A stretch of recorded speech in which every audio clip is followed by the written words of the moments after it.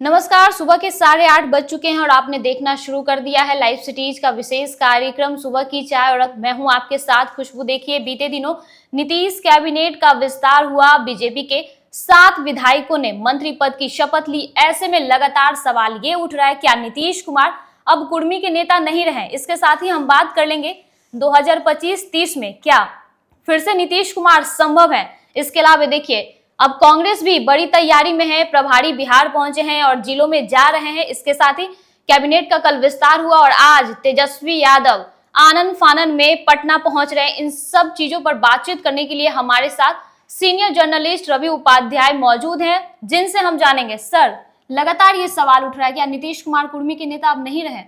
देखिए, सबसे बड़ी बात है, उससे पहले हम थोड़ा सा बताना चाहेंगे लाइव सीरीज के व्यूअर्स को कि बीते दिन आपने देखा कि जिस तरीके से एक सादे समारोह में आनन फानन में, आप इसको ऐसे भी कह सकते हैं कि राजभवन में सबको 7 जो नए मंत्री भारतीय जनता पार्टी के कोटे से बने हैं, एकदम समझ लीजिए भारतीय जनता पार्टी के कोटे से 7 मंत्री बने हैं।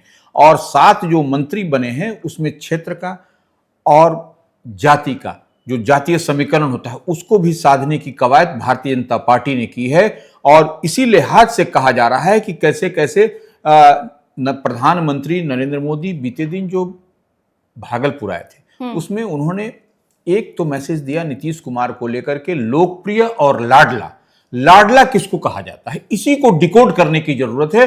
जो पॉलिटिकल कॉरिडोर में चर्चा है, जो मुख्य विपक्षी पार्टी राष्ट्रीय जनता दल है, कांग्रेस है, यह बात को डिकोड कर रही है कि लाडला किसको बोला जाता है। आप घर में परिवार में बच्चे को लाडला बोलते हैं तो ये लोकप्रिय हो सकते हैं, बट लाडला जो प्रधानमंत्री का कहना, उसके बाद ही देखिए प्रधानमंत्री का बिहार से जाना, उसके बाद Bharatiya Janata party core committee की बीते दिन बैठक होना, उसके बाद से आनन फानन में दिलीप जायसवाल जो प्रदेश अध्यक्ष हैं, जो माने एक तो प्रदेश अध्यक्ष थे भारतीय जनता पार्टी के, दूसरी तरफ आप ये समझिए कि वो राजस्व एवं भूमि सुधार मंत्री थे, उनका अपने पद से इस्तीफा देना और फिर जो है सो मंत्रिमंडल विस्तार 7। देखिए, ये 243 विधानसभा का स्ट्रेंथ है, उसमें आपको जो पहले से 30 थे, 30 ही थे करीब, तो वो अब देखिए 7 इसमें एंट्री हो गया, तो ये आपको 36 फुल स्ट्रेंथ हो गया। पूरा भी इससे ज्यादा बढ़ घट नहीं सकता है।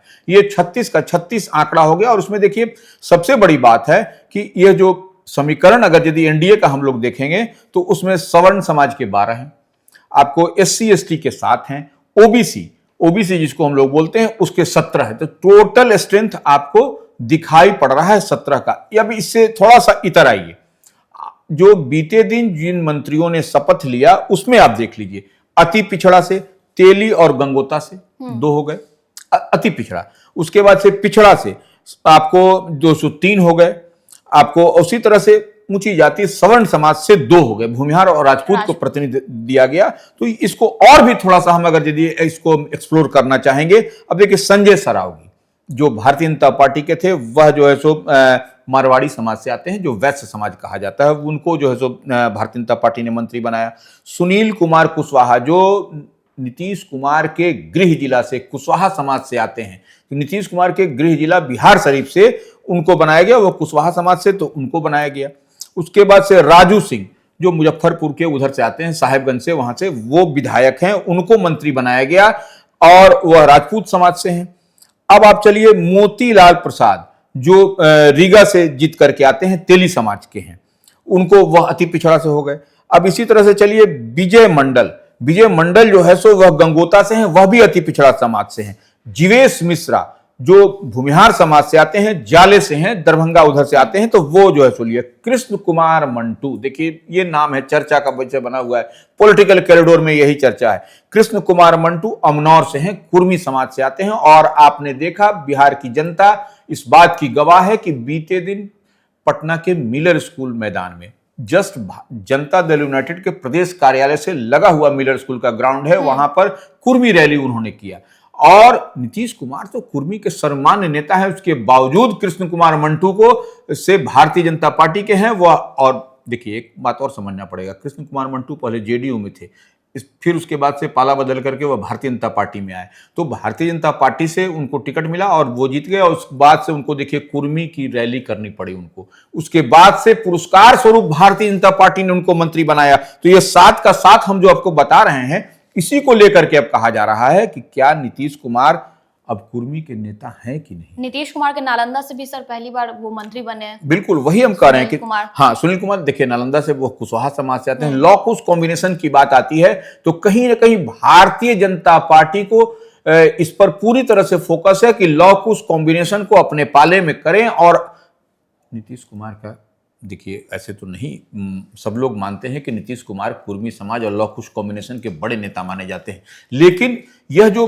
नई जो विसात बिछाई जा रही है भारतीय जनता पार्टी की ओर से, यह क्या बताता है। तो इस बात को भी डिकोड करने की आवश्यकता है। और अब तो देखिए मुख्य विपक्षी पार्टी पूरी तरह से अटैकिंग मोड में है, राष्ट्रीय जनता दल। वह तो कह रही है कि देखिए प्रधानमंत्री बिहार दौरे से गए, उसके बाद से ही देखिए कैबिनेट में रिसफल किया गया, कैबिनेट का विस्तार किया गया। हाँ, और उसके साथ ही देखिए कि किस किस को वहां पर जगह दिया गया। कहीं ना कहीं नीतीश कुमार को साइड ट्रैक करने की तो कवायद नहीं, वो साइड ट्रैक महाराष्ट्र मॉडल पर साइड ट्रैक, कि जिस तरीके से शिंदे को साइड ट्रैक कर दिया गया और फडणवीस को जो है सो मुख्यमंत्री बनाया गया। हाँ, महाराष्ट्र मॉडल। तो ये जो नारा है कि 2025 से 30 फिर से नीतीश, यह संभव होता हुआ नहीं दिखाई पड़ रहा है, क्योंकि भागलपुर, यह बात कही जा रही है मुख्य विपक्षी पार्टी राष्ट्रीय जनता दल की ओर से कि भागलपुर में कहीं ना कहीं प्रधानमंत्री नरेंद्र मोदी ने यह घोषणा नहीं की कि नीतीश कुमार ही 2025 के विधानसभा चुनाव में एनडीए का चेहरा होंगे, मुख्यमंत्री पद के दावेदार, माने मुख्यमंत्री वही बनेंगे। यह तो कहीं से नहीं। तो यही अब कहा जा रहा है कि महाराष्ट्र मॉडल की तर्ज पर बिहार में भी खेल शुरू हो गया है। इसीलिए जो है सो कुर्मी समाज से एक मंत्री को भारतीय जनता पार्टी ने यह, अब देखिए सवाल है कि गिने चुने दिन 7 महीने का समय रह गया है। इस बात को समझिए, 7 महीने में कौन सा अलादीन का छड़ी मिल जाएगा इन 7 मंत्रियों को कि यह जो सो जनता के सब काम को साधते हुए नजर आएंगे।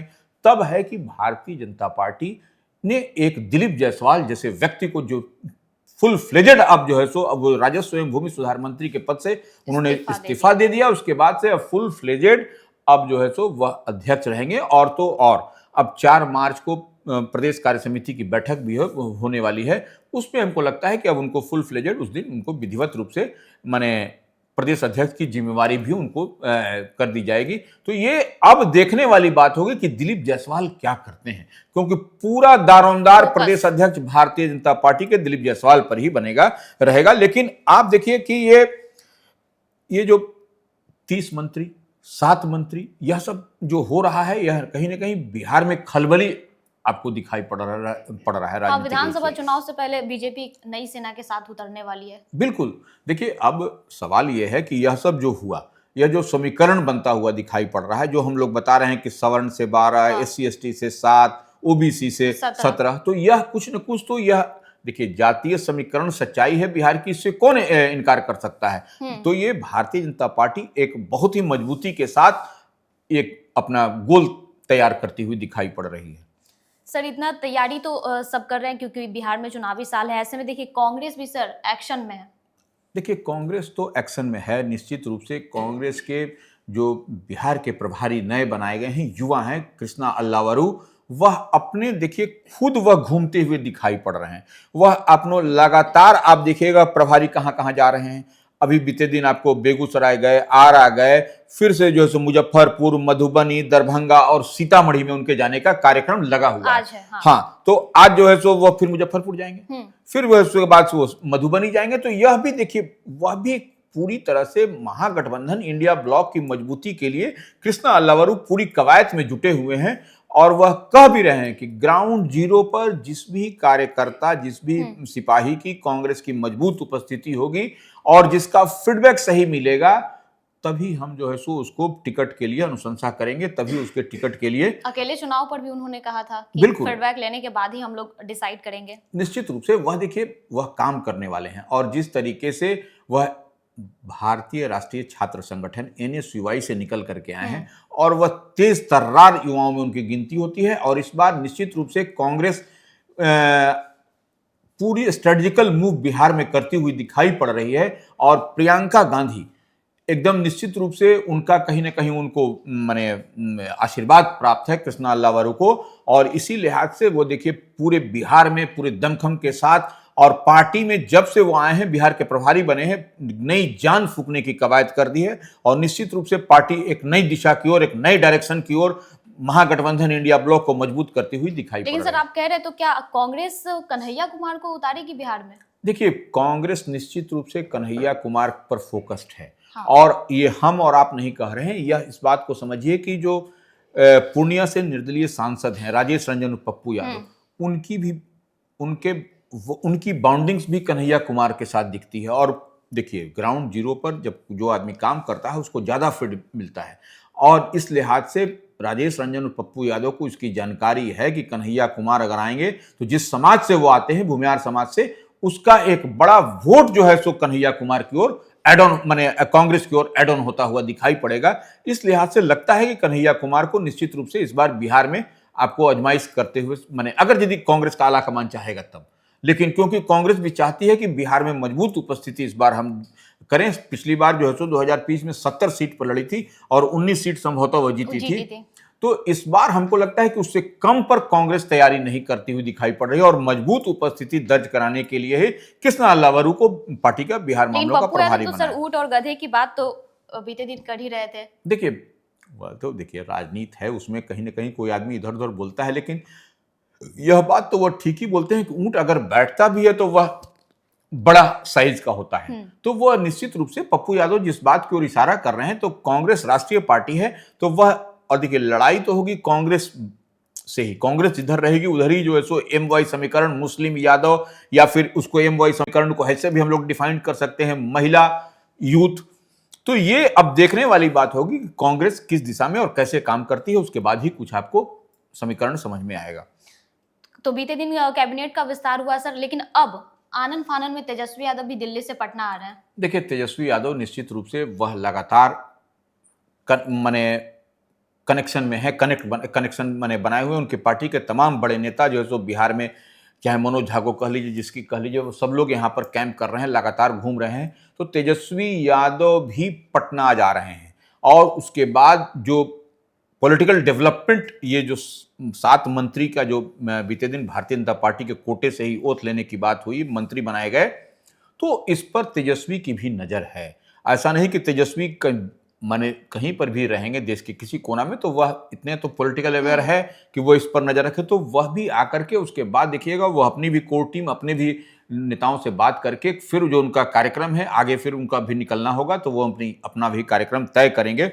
लेकिन एक बात आप समझ लीजिए कि अब जो है सो अद्यतन स्थिति बिहार कैबिनेट की क्या हो गई, ये थोड़ा सा हम बता देते हैं।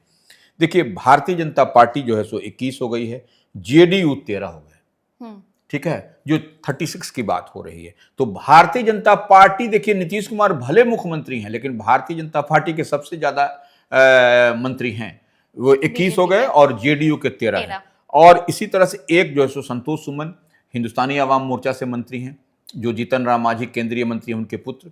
और दूसरे जो है सो सुमित सिंह जो है सो निर्दलीय जीत के आए जमुई से, वह एक मंत्री हैं। तो इस लिहाज से आप समझिए 36 मंत्री का जो कोटा फुल है, उसमें सबसे ज्यादा मंत्री भारतीय जनता पार्टी के से ही हैं। उसमें आप देखिए 2 डिप्टी सीएम भी आप देख लीजिए, एक सम्राट चौधरी, एक विजय कुमार सिन्हा। नीतीश कुमार निश्चित रूप से मुख्यमंत्री हैं, लेकिन तमाम आप देखिएगा ऊपर से नीचे तक ये आपको दिखाई तो कह सकते हैं कि दबदबा बीजेपी का ज्यादा है, बट ऑब्वियसली स्वाभाविक तौर पर दिखाई भी पड़ रहा है। तो यही बिहार का सिनेरियो भी है ताजा। तो 25 में बड़े भाई की भूमिका में बीजेपी नजर आ सकती है, जब देखिए दबदबा कैबिनेट में भी बीजेपी का है। तो देखिए, वही तो अब बात है कि अब जैसे कुर्मी समाज से एक जो मंत्री बनाया गया, यही तो कहा जा रहा है कि अब ये कहीं भारतीय जनता पार्टी का कोई स्ट्रेटजिकल मूव तो नहीं है कि कुर्मी रैली कराना, कुर्मी चेतना, कुर्मी को एकजुट करना, फिर वैसे विधायक को जो है सो मंत्री बना देना। तो यह सब कुछ न कुछ तो अंदर खाने में है। अब इसको अब देखने दीजिए, क्या आगे आगे देखिए होता है क्या। तो चुनाव है, तो ऐसे में जोरों शोरों से तैयारियां तो चल ही रही है। ऐसे में बीजेपी का मास्टर प्लान तैयार है। अब नई सेना के साथ बीजेपी 25 के चुनाव में उतरने वाली है। नीतीश कुमार को क्या साइडलाइन करेगी, ये सवाल है। इसके साथ ही 2025-30 में नीतीश कुमार का जो नाम है बिहार के चुनाव में, वो सीएम फेस होंगे या नहीं होंगे, इस पर भी रवि सर ने खासा जानकारी आप लोगों को दी। इसके साथ ही कांग्रेस अब एक्शन मोड में है, जिलों में जाकर नेताओं से बातचीत कर रही है, उसके बाद ही वो कोई डिसीजन लेगी कि बिहार में कांग्रेस की क्या भूमिका रहने वाली है। इसके साथ ही तेजस्वी यादव भी आज पटना आ रहे हैं। तो अभी तक आपने हमारे चैनल को सब्सक्राइब नहीं किया है तो सब्सक्राइब कर लीजिए, साथ ही फेसबुक पेज को भी लाइक कर लीजिए। वीडियो देखने के लिए शुक्रिया।